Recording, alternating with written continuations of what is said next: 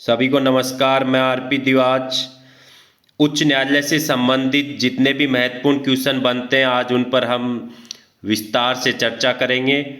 तो आइए शुरुआत करते हैं। अगर आपको अच्छा लगे तो लाइक शेयर और सब्सक्राइब जरूर करें।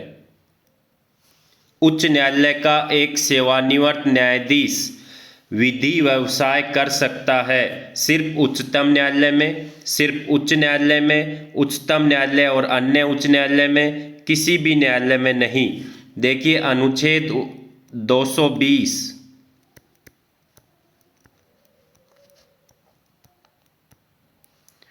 में ये लिखा गया है कि बाहर किसी भी उच्च न्यायालय का कोई भी न्यायाधीश कहीं भी किसी भी प्रकार का विधि व्यवसाय नहीं कर सकता। सिर्फ दो जगह कर सकता है, उच्चतम न्यायालय में और अन्य उच्च न्यायालय में। तो इसका उत्तर होगा ऑप्शन नंबर सी।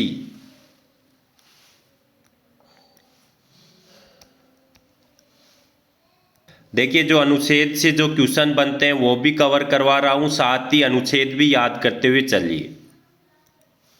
जब दो राज्यों के लिए एक ही उच्च न्यायालय हो तो उस उच्च न्यायालय के न्यायाधीश को शपथ कौन दिलवाता है? राष्ट्रपति, सभी राज्य के राज्यपाल, किसी राज्य के राज्यपाल द्वारा, राज्यपाल जिसमें न्यायालय का मुख्य स्थान है।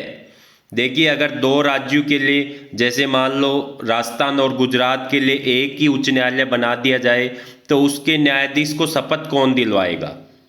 इसका उत्तर होगा राज्यपाल जिसमें न्यायालय का मुख्य स्थान है, जहां पे उसकी मुख्य पीठ है वहां का राज्यपाल शपथ दिलाएगा। Option number D. ऐसे न्यायाधीश जो सिर्फ उच्च न्यायालय में ही नियुक्त किए जाते हैं, मतलब ऐसे न्यायालय उच्चतम न्यायालय में सुप्रीम कोर्ट में नहीं नियुक्त किए जाते और अधीनस्थ न्यायालयों में भी नहीं नियुक्त किए जाते। तदर्थ न्यायाधीश, ये देखिए ये सिर्फ सुप्रीम कोर्ट में नियुक्त किया जाता है। सेवानिवृत्त न्यायाधीश दोनों में नियुक्त किया जाता है। अतिरिक्त व कार्यकारी न्यायाधीश की नियुक्ति सिर्फ उच्च न्यायालय में होगी। तो इसका उत्तर ऑप्शन नंबर सी। अनुच्छेद 224 में इसका उल्लेख है।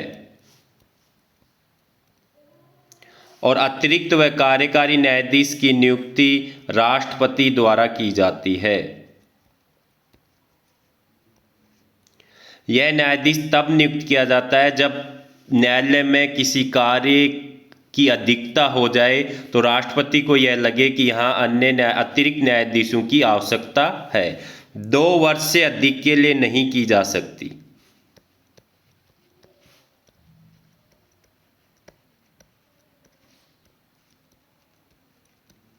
तो यहाँ 3-4 महत्वपूर्ण फैक्ट बन गए हैं, इन सभी को आप याद कर कीजिए, नोट कीजिए, सुमेलित कीजिए। पार्ट ए को पार्ट बी से सुमेलित करना है। राज्यों के लिए उच्च न्यायालय अनुच्छेद 214, अभिलेख न्यायालय, उच्च न्यायालय का गठन, न्यायाधीश की शपथ। देखिए प्रत्येक राज्य के लिए एक उच्च न्यायालय होगा, ये अनुच्छेद 214 में कहा गया है। अभिलेख न्यायालय की शक्ति उच्च न्यायालय की 215। उच्च न्यायालय का गठन अनुच्छेद 216। देखिए गठन से मतलब है कि गठन होता है किसी उच्च न्यायालय का न्यायाधीश और मुख्य न्यायाधीश को मिलाकर।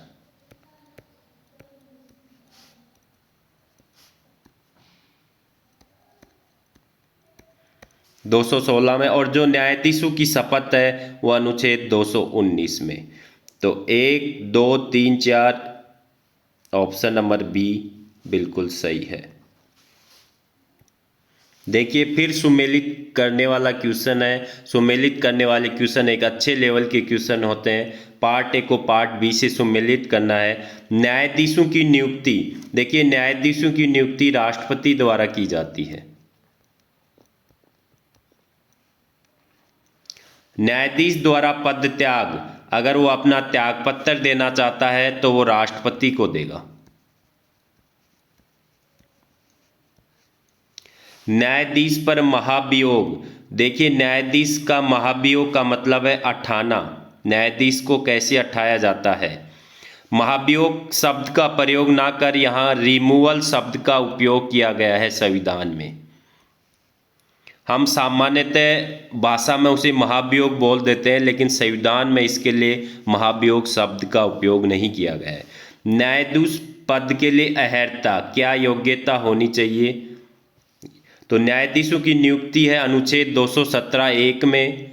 न्यायाधीशों द्वारा पद त्याग 217(1)(a) में। न्यायाधीश पर महाभियोग 217(1)(b) में। और न्यायाधीश पद की अर्हता 217(1)(c) में। तो ये चारों ही सुमेलित हैं, 1, 2, 3, 4, ऑप्शन नंबर बी। देखिए चारों ही अनुच्छेद ये बहुत ही इंपॉर्टेंट है, रट लेना। अगर उच्च न्यायालय में सुमेलित करने वाला क्वेश्चन बनेगा तो जो पूर्व में क्वेश्चन था और ये क्वेश्चन है, यहीं से ज़्यादा बनने के चांस होते हैं। क्वेश्चन ऐसे भी पूछ सकता है, न्यायाधीशों को हटाना कौन से अनुच्छेद में उल्लेख है? अनुच्छेद 217(1)(b)। उच्च न्यायालय का न्यायाधीश बनने के लिए न्यायाधीश को न्यूनतम कितने समय के लिए भारत के राज्य क्षेत्र में न्यायिक पद का अनुभव होना चाहिए? 5 साल, 20 साल, 30 साल, 10 साल। अगर उसे कितने वर्ष का अनुभव होना चाहिए किसी व्यक्ति को? न्यायाधीश नहीं, यहाँ व्यक्ति आएगा। देखिए अनुच्छेद 217(2) में न्यायाधीशों के लिए अर्हता दी गई हैं। तो 3 अर्हताएं हैं न्यायाधीशों के लिए। भारत का नागरिक हो,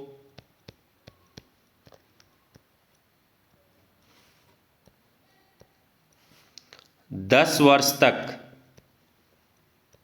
वो किसी राज्य क्षेत्र में न्यायिक पद पे होना चाहिए, और 10 वर्ष तक वो अधिवक्ता के पद पर हो, अधिवक्ता के रूप में कार्य कर रहा हो 10 वर्ष तक। अब वो अधिवक्ता उच्च न्यायालय में भी हो सकता है और 2 या अधिक किसी अन्य न्यायालयों में भी हो सकता है। मतलब उसे एक ही उच्च न्यायालय में 10 वर्ष तक अधिवक्ता होना जरूरी नहीं है, वो 2 या 3 उच्च न्यायालयों में भी हो सकता है। तो इसका उत्तर होगा 10 साल, डी। देखिए उच्च न्यायालय के न्यायाधीशों के लिए 10 वर्ष ही तो न्यायिक पद और 10 वर्ष ही अधिवक्ता, 10/10 याद रखना है। जबकि उच्चतम न्यायालय में 5 वर्ष होता है। यदि उच्च न्यायालय के किसी न्यायाधीश की आयु के बारे में कोई प्रश्न उठता है तो उस प्रश्न का विनिश्चय किसके द्वारा किया जाएगा? बहुत ही गजब का क्वेश्चन, अनुच्छेद 217(3) में इसका उल्लेख है। उच्च न्यायालय के मुख्य न्यायाधीश से परामर्श करने के पश्चात राज्यपाल द्वारा। दूसरा, उच्च न्यायालय के मुख्य न्यायाधीश से परामर्श करने के पश्चात राष्ट्रपति द्वारा, सुप्रीम कोर्ट के मुख्य न्यायाधीश से परामर्श के बाद राष्ट्रपति द्वारा। देखिए अंतिम विनिश्चय होता है अगर आयु के बारे में तो वो राष्ट्रपति द्वारा किया जाता है, लेकिन राष्ट्रपति वो स्वयं नहीं करता, वो भारत के मुख्य न्यायाधीश मतलब सुप्रीम कोर्ट के मुख्य न्यायाधीश के परामर्श के बाद करता है। तो ऑप्शन नंबर जो 4th है वो बिल्कुल सही है। देखिए यहाँ कंफ्यूज मत होना, उच्च न्यायालय क्योंकि राष्ट्रपति एक बहुत ही सर्वोच्च जो राज्य का भारत का सर्वोच्च पद है, तो वो उच्च न्यायालय के मुख्य न्यायाधीश से क्यों परामर्श लेगा? वो अपने समकक्ष से परामर्श लेगा, अपने जो दिल्ली में जो उनके समकक्ष मुख्य न्यायाधीश है उससे परामर्श लेगा। तो आप सुप्रीम कोर्ट के मुख्य न्यायाधीश से ही वो परामर्श लेता है सदैव, उच्च न्यायालय से नगण्य के बराबर है। उच्च न्यायालय के न्यायाधीशों के वेतन का निर्धारण किसके द्वारा किया जाता है? राष्ट्रपति, विधानमंडल, संसद विधि द्वारा, राज्यपाल द्वारा। देखिए न्यायाधीशों के वेतन का निर्धारण होता है वो संसद विधि द्वारा तय करती है। तो 3 नंबर ऑप्शन बिल्कुल सही है। अनुच्छेद 221 न्यायाधीश के वेतन का निर्धारण। किसी न्यायाधीश का एक उच्च न्यायालय से दूसरे उच्च न्यायालय में अंतरण, देखिए अंतरण का मतलब है यहाँ पे ट्रांसफर, किसके द्वारा किया जाता है? राष्ट्रपति, राज्यपाल, भारत का मुख्य न्यायाधीश, उच्च न्यायालय का मुख्य न्यायाधीश। राष्ट्रपति। देखिए जो उच्च न्यायालय के न्यायाधीश है वहाँ पे राज्यपाल नहीं आएगा कहीं भी, पूरी जगह राष्ट्रपति का है। जो भी ट्रांसफ़र करेगा, नियुक्ति करेगा, चाहे उनके एक जो शपथ है वो राज्यपाल दिलाता है। शपथ में ध्यान रखना राज्यपाल,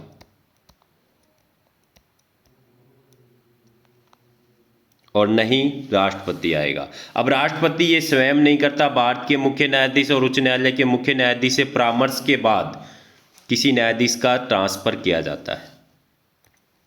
उच्च न्यायालय की बैठक में सेवानिवृत्त न्यायाधीशों की नियुक्ति किस अनुच्छेद के तहत की जाती है?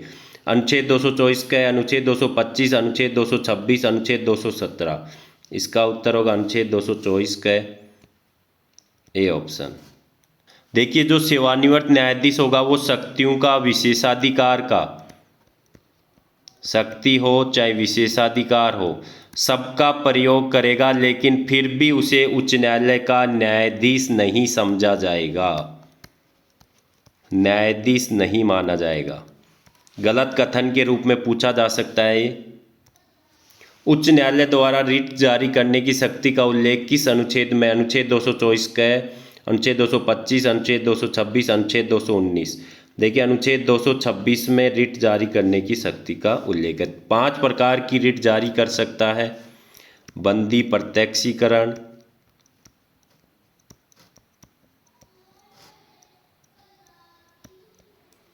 परमादेश, प्रतिषेध, उत्प्रेषण और अधिकार प्रश्न।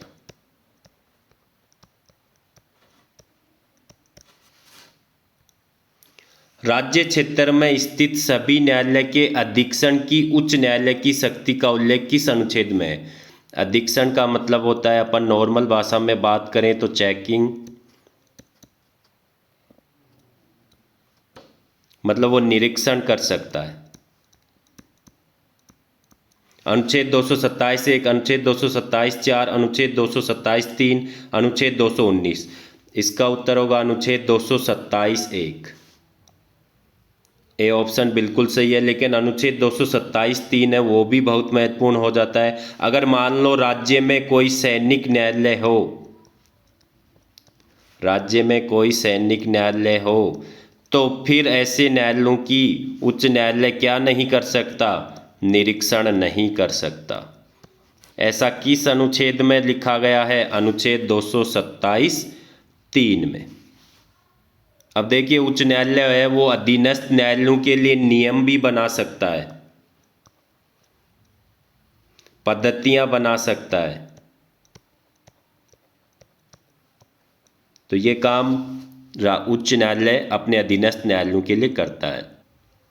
उच्च न्यायालय की अधिकारिता का संघ राज्य क्षेत्र पर विस्तार किस संस्था द्वारा किया जा सकता है? संसद विधि द्वारा, राष्ट्रपति द्वारा, राज्यपाल द्वारा, मुख्य न्यायाधीश द्वारा। इसका उत्तर होगा संसद विधि बनाकर उच्च न्यायालय को किसी संघ शासित प्रदेशों पर भी विस्तार किया जा सकता है। अनुच्छेद 230 में इसका उल्लेख है। अधीनस्थ न्यायालय से संबंधित अनुच्छेद हैं अनुच्छेद 233 से 237, अनुच्छेद 233 से 240, अनुच्छेद 133 से 137, अनुच्छेद 214 से 219। इसका उत्तर होगा ए, अनुच्छेद 233 से 237 तक अधीनस्थ न्यायालयों के बारे में उल्लेख है। राज्यपाल द्वारा जिला न्यायाधीश की नियुक्ति के समय किसके साथ परामर्श किया जाता है? विधानमंडल, राष्ट्रपति, मुख्य न्यायाधीश, उच्च न्यायालय। देखिए अनुच्छेद 233 के तहत जिला न्यायाधीशों की नियुक्ति की जाती है, लेकिन उच्च न्यायालय के परामर्श के बाद की जाती है। Option number D. ये एग्जाम में बहुत बार पूछा गया है। देखिए जो क्वेश्चन करवाए गए हैं लगभग एग्जाम में पूछे जा चुके हैं, चाहे वो MPPSC हो, चाहे RPSC हो, UPPSC हो, लेकिन ये क्वेश्चन किसी ना किसी एग्जाम में पूछे गए हैं। वह व्यक्ति जो संघ या राज्य की न्यायिक सेवा में पहले से नहीं है, उसे जिला न्यायाधीश नियुक्त करने के लिए कितने वर्ष का अधिवक्ता का अनुभव होना चाहिए? 7 वर्ष, 5 वर्ष, 10 वर्ष, 4 वर्ष। अनुच्छेद 233 2 में इसका उल्लेख है। उसे कम से कम 7 वर्ष का अधिवक्ता का अनुभव होना आवश्यक है। Option number A. जिला न्यायाधीश से भिन्न व्यक्ति की राज्य की न्यायिक सेवा में भर्ती राज्यपाल द्वारा किसके परामर्श के बाद की जाती है? देखिए, अगर वो न्यायिक सेवा में भर्ती है तो ये अनुच्छेद 234 के तहत जिला न्यायाधीश से भिन्न व्यक्ति की अनुच्छेद 234 में नियुक्ति की जाती है और वह राज्यपाल द्वारा किसके परामर्श के बाद की जाती है? राज्य लोक सेवा आयोग और उच्च न्यायालय से परामर्श के पश्चात, सिर्फ लोक सेवा आयोग से परामर्श के पश्चात, भारत के मुख्य न्यायाधीश से परामर्श के पश्चात, राज्य के मुख्यमंत्री से परामर्श के बाद। अगर देखिए, जिला न्यायाधीश से भिन्न व्यक्ति है, अगर उसे न्यायिक सेवा में राज्यपाल भर्ती करना चाहता है तो उसे उस राज्य के लोक सेवा आयोग और उच्च न्यायालय से परामर्श करना होगा। उसके बाद में ही उसकी अनुच्छेद 234 के तहत नियुक्ति की जा सकेगी। तो ऑप्शन नंबर 1 बिल्कुल सही है। देखिए, जितने भी अनुच्छेद से संबंधित महत्वपूर्ण क्वेश्चन थे वो अपन ने यहाँ पे कवर कर लिए हैं। क्वेश्चन और भी बनाए जा सकते हैं, लेकिन जो इम्पोर्टेंट हैं, जो एग्ज़ाम में आए हुए हैं, वो सभी क्वेश्चन यहाँ पे कवर करवा दिए गए हैं। अगर आपको 25 में से 25 क्वेश्चन ये आ रहे हैं तो मानिए आपकी तैयारी A+ है। मैं आपको कुछ नहीं कह रहा, सिर्फ एक लाइक और कमेंट मैं आपसे चाह रहा हूँ, जो आप सिर्फ 5 सेकंड में कर सकते हैं। तो लाइक और कमेंट ज़रूर कीजिएगा। अब देखिए, असिस्टेंट प्रोफेसर की भर्ती के लिए जो समय है वो बहुत ही नज़दीक आ गया है। तो ऐसे में आप कोई नया टॉपिक हो उस पर ज़्यादा फोकस ना कीजिए। जो टॉपिक आपने पढ़े हैं उनका ज़्यादा से ज़्यादा किसी भी किताब पे या किसी भी आप टीचर पर विश्वास करके निरंतर रिवीजन करते रहिए। ये मान लीजिए सफलता आपके बहुत करीब है, सिर्फ आप अपना कॉन्फिडेंस बनाए रखिए। अगर अब आपसे याद नहीं हो रहा, आपकी थोड़ी हड़बड़ाहट हो रही है, तो आप निश्चित ये मानिए ये आपकी नहीं है। जो सीरियस अभ्यर्थी हैं, जो ईमानदार अभ्यर्थी हैं, उन सभी के साथ ऐसा हो रहा है। आप स्वयं पे कंट्रोल कीजिए। अगर आपके थोड़ी घबराहट होती है, परेशानी होती है, तो आप एक सीधा सा उपाय है कि आपको प्रकृति के साथ बातचीत करनी है, प्रकृति को निहारना है। आपकी हड़बड़ाहट और घबराहट दूर हो जाएगी। आप हरियाली को देख सकते हैं, आप घूम सकते हैं, आप नेचर का अवलोकन कर सकते हैं। आपको सॉन्ग और फिल्म की तरफ ना जाकर आपको प्रकृति की ओर जाना चाहिए। ज़रूर आपकी जो हड़बड़ाहट है, जो आपकी थोड़ी कमजोरी है, वो ज़रूर दूर होगी और आप में कॉन्फिडेंस डेवलप होगा। कल मिलते हैं राजस्थान पॉलिटी के एक और बेहतरीन टॉपिक के साथ। धन्यवाद। आप सभी को लाइक और कमेंट ज़रूर कीजिए।